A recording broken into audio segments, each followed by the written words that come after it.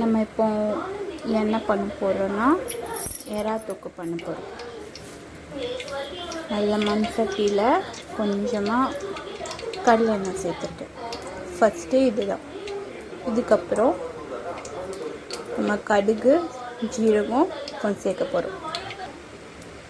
இப்போ நம்ம கடுகு ஜீரகமும் சேர்க்க போகிறோம்.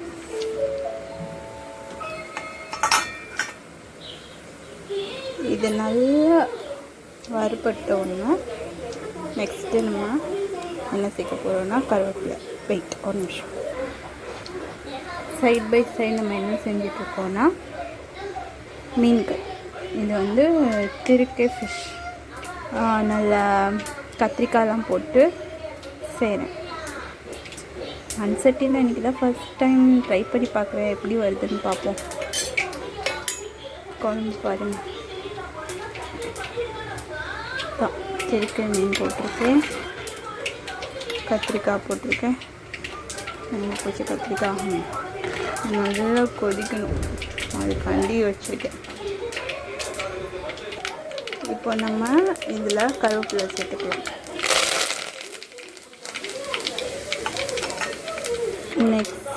நெக்ஸ்ட்டு நம்ம இதில் என்ன சேர்க்க போகிறோம்னா வெங்காயம்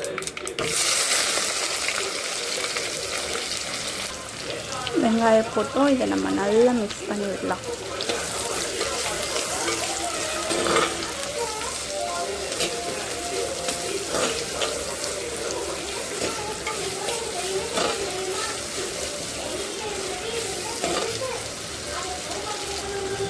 சீக்கிரமாக சாட்டே ஆகுறதுக்கு கொஞ்சம் உப்பு போட்டுக்கலாம்.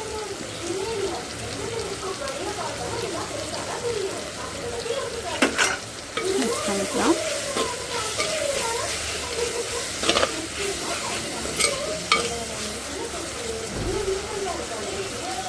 இது ஏன் சைட் ஆஃப் எறா தொக்குங்க. எப்படி இருக்கும்னா நல்லா தான் இருக்கும். என் ஹஸ்பண்டுக்கு பிடிக்கும், பசங்களுக்கு பிடிக்கும். நல்லா தான் பண்ணுவேன்னு நினைக்கிறேன். நீங்கள் கொஞ்சம் ட்ரை பண்ணி பாருங்கள். இந்த என்னோடய வெங்காயம் சாட்டே ஆகிட்டு இருக்குது. அட் த சேம் டைம் என்னோடய ஃபிஷ் கறி ஆல்மோஸ்ட் கொதிச்சிருச்சு.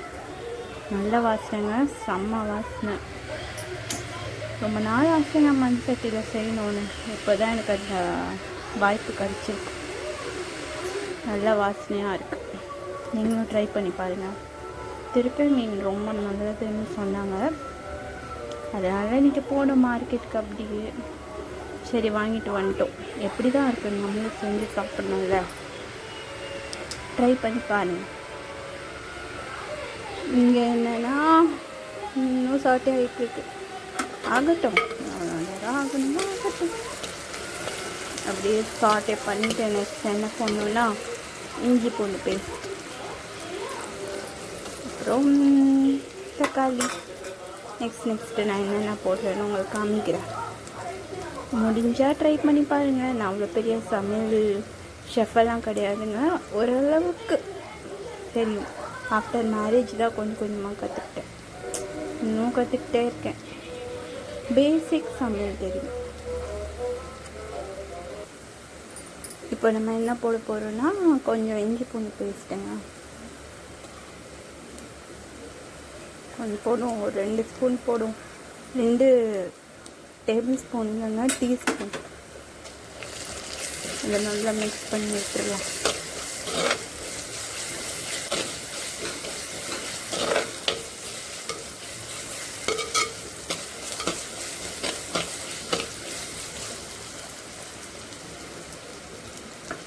ஆகட்டும்ங்க.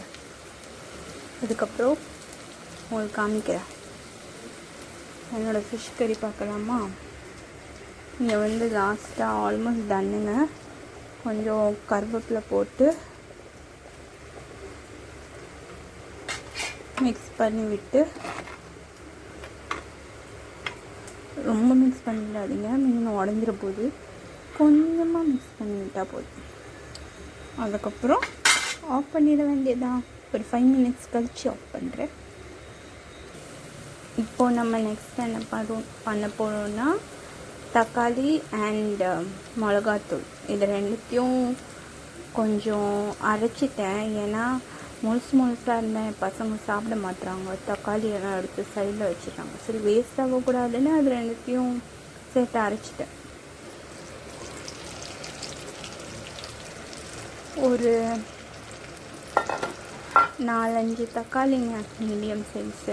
அது கூட கொஞ்சம் மிளகாத்தூள், இது ரெண்டுத்தையும் மிக்ஸ் பண்ணி அரைச்சிட்டேன். குழம்பு மிளகாத்தூள் வீட்டில் அரைச்சதில்ல, அந்த குழம்பு மிளகாத்தூள் ரேஷியோன்னு ஒன்றும் இல்லைங்க. கைக்கு வந்ததை போட்டுட்டேன். பட் நல்லா வந்துடும்னு எனக்கு நம்பிக்கை இருக்குது. ஒரு 3 டேபிள் ஸ்பூன் போட்டிருக்கேன்.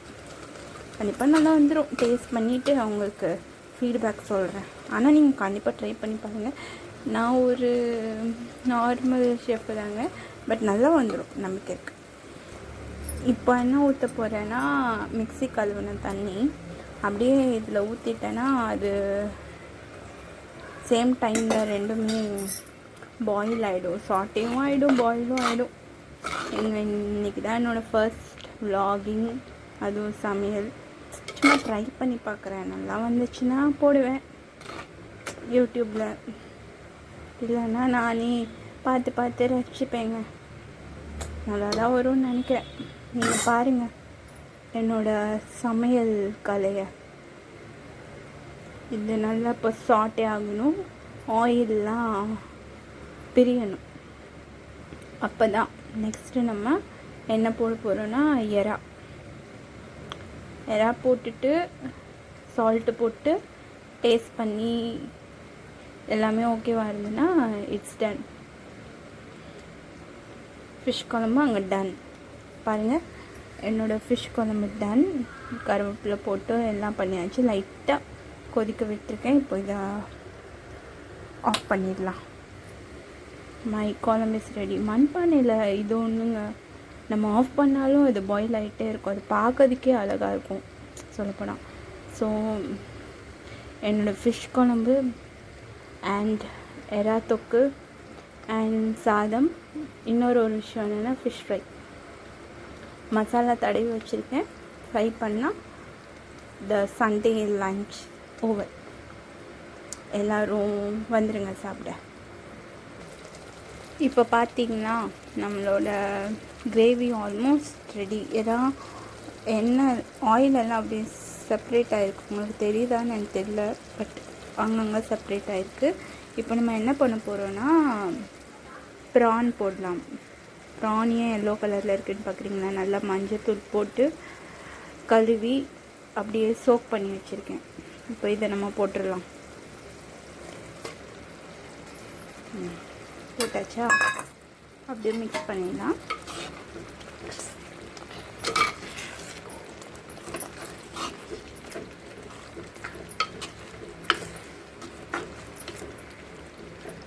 என்னடா நீங்கள் நினைக்கலாம், தொக்கு சொன்னாலே இது என்ன கிரேவி மாதிரி இருக்குது. எனக்கும் அப்படி தான் இருக்குது. பட் தொக்கு ஃபார்மேட்டில் நான் கொண்டு வந்துடுவேன். பாருங்கள், இப்போ நல்லா ஒரு தெரிலங்க எவ்வளோ மினிட்ஸுன்ட்டு. ஷெஃபெல்லாம் சொல்லுவாங்க இத்தனை மினிட்ஸ்னு. பட் எத்தனை மினிட்ஸ் வேகுதோ அத்தனை மினிட்ஸ் வச்சு எடுத்துட வேண்டியது. ஆல்மோஸ்ட் லாஸ்ட்டில் டேஸ்ட் பண்ணி பார்த்துட்டு நம்ம, ஏன்னா வெங்காயம் சாட்டே ஆக போது தான் நம்ம சால்ட்டு போட்டோம். இப்போ கொஞ்சம் சால்ட்டு போட்டுட்டு எப்படி ஆகுதுன்னு பார்ப்போம். ஏன்னா இறால வேற கொஞ்சம் தண்ணி விடும். அதனால் நெக்ஸ்ட் என்னன்னு பார்ப்போம். பார்த்திங்களா, நம்ம தொக்கு இப்போது கிரேவி ஆயிடுச்சு. ஒன்றும் பண்ண முடியாது, பிகாஸ் நான் தக்காளியை அரைச்சி போட்டேன்ல. அதனால் வேறு இப்போ வேறு கொஞ்சம் தண்ணி விட்டுடுச்சு. பரவாயில்ல, இதை நான் தொக்கு ஆக்க ட்ரை பண்ணுறேன். பட் இப்போதைக்கு என்ன பண்ண போகிறோன்னா கொஞ்சம் உப்பு போட்டுக்கலாம். அப்போ தான் டேஸ்ட்டு. கையளவு போட்டுக்கோங்க. எனக்குமே தெரியாதுங்க கையளவு என்னென்னு. பட் முடிஞ்ச அளவுக்கு கொஞ்சம் சமையல் பண்ண கற்றுக்கோங்க பேசிக்காக. இல்லைன்னா யாருக்கிட்டனா கேளுங்க ஹெல்ப்பு. நான் அப்படி தாங்க கற்றுக்கிட்டேன். உப்பு போட்டுட்டு நல்லா மிக்ஸ் பண்ணிவிடுவோம். எடுத்தோடனே ஜாஸ்தியாக, அதாவது நிறைய உப்பு போட்டுறாதீங்க. கொஞ்சம் கொஞ்சமாக போட்டு டேஸ்ட் பண்ணுங்கள். இப்போ ஓகேவா. ஏன்னா கம்மியாக இருந்தால் கூட நம்ம நிறைய பண்ணிக்கலாம். ஆனால் நிறைய ஆயிடுச்சுன்னா அதை கம்மி பண்ணவே முடியாது. அதனால் கொஞ்சமாக போடுங்க. நம்ம ஃபஸ்ட் ஸ்டாண்டர்ட்லேருந்து, ஏன் எல்கேஜிலேருந்தே போகும், ஒன்றும் பிரச்சனை இல்லை. நல்லா மிக்ஸ் பண்ணி விட்டுட்டு அப்படியே ஒரு 5-10 மினிட்ஸ் விட்டுடலாம். அதுக்கப்புறம் நான் உங்களை வந்து பார்க்குறேன். ஹாய்ங்க, வந்துட்டோம். இப்போ நம்ம வந்து ஆல்மோஸ்ட் டன். கிரேவியாகவே ஆயிடுச்சு, தொக்கா ஆகலை, பரவாயில்ல. இப்போது நம்ம என்ன பண்ண போகிறோம்னா கொஞ்சமாக பெப்பர் தூள் ஆட் பண்ண போகிறோம். ஒரு 1.5 டீஸ்பூன் பெப்பர் தூள் ஆட் பண்ணிட்டு நல்லா மிக்ஸ் பண்ணி விட்டுடலாம்.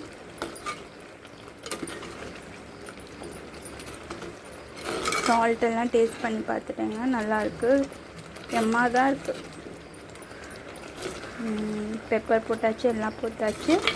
லாஸ்ட்டாக என்ன பண்ண போகிறோன்னா கொஞ்சமாக கருவேப்பிலை டாப்பில் ஆட் பண்ணிக்கலாம். கொத்தமல்லி இருந்தால் நீங்கள் கொத்தமல்லி கூட போடலாம். பட் என்கிட்ட இல்லாத காரணத்தினால் நான் வந்து கருவேப்பிலை போட்டுட்டேன். நல்லா மிக்ஸ் பண்ணி விட்டுட்டு 5 மினிட்ஸ்க்கு அப்புறம் ஆஃப் பண்ணிவிடுங்க.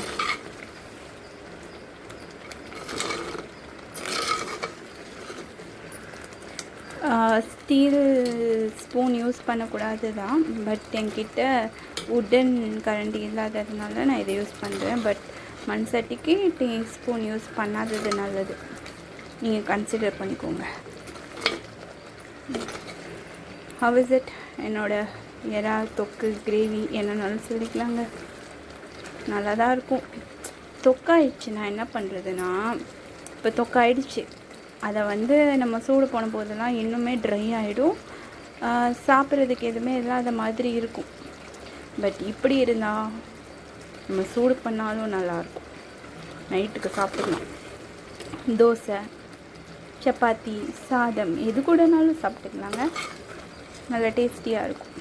பாருங்கள் என்னோடய ரெசிபியை, டூ ட்ரை இட்டுங்க. அதை நீங்கள் தொக்கு மாதிரியே ஆக்கலாம்.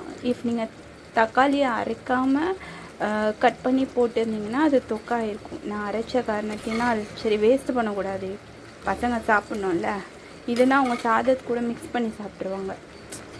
அரைச்சதுனால நம்மளுக்கு கிரேவி ஆகிடுச்சு. பட் இதுவும் நல்லது தான், நைட்டு தோசைக்கு இல்லை இட்லிக்கு எதுக்கும் யூஸ் ஆகிக்கும். ட்ரை பண்ணி பாருங்கள், கண்டிப்பாக ட்ரை பண்ணி பாருங்கள். எறா தொக்கை பார்த்தீங்களா, சூப்பராக இருக்குல்ல, பார்க்கவே அழகா. அப்படியே ஆஃப் பண்ணிடலாங்க. இந்த ரெசிபி டன், முடிஞ்சு ஆஃப் பண்ணிட்டேன். எறா தொக்கு ஓவர். பார்த்தீங்களா, ஆஃப் பண்ணதுக்கப்புறமும் எப்படி இதாகிக்கிட்டே இருக்குது, குக் ஆகிட்டே இருக்குது, பார்க்க அழகாக இருக்குல்ல. எறா தொக்கு டன், ஃபிஷ் குழம்பு டன், சாதம் டன். இங்கே பார்த்தீங்கன்னா சாதம் கூட டன். நான் வந்து சாதம் வடித்து நான் இப்படி வச்சுட்டேன், சாரிங்க கொஞ்சம் கேப் ஆகிடுச்சு. சாதம் வடித்து நான் அதை தண்ணி வடி வச்சுட்டேன். இப்போ நம்ம என்ன பண்ண போகிறோம்னா நெக்ஸ்ட்டு ஃபிஷ் ஃப்ரை பண்ணலாம் வாங்க.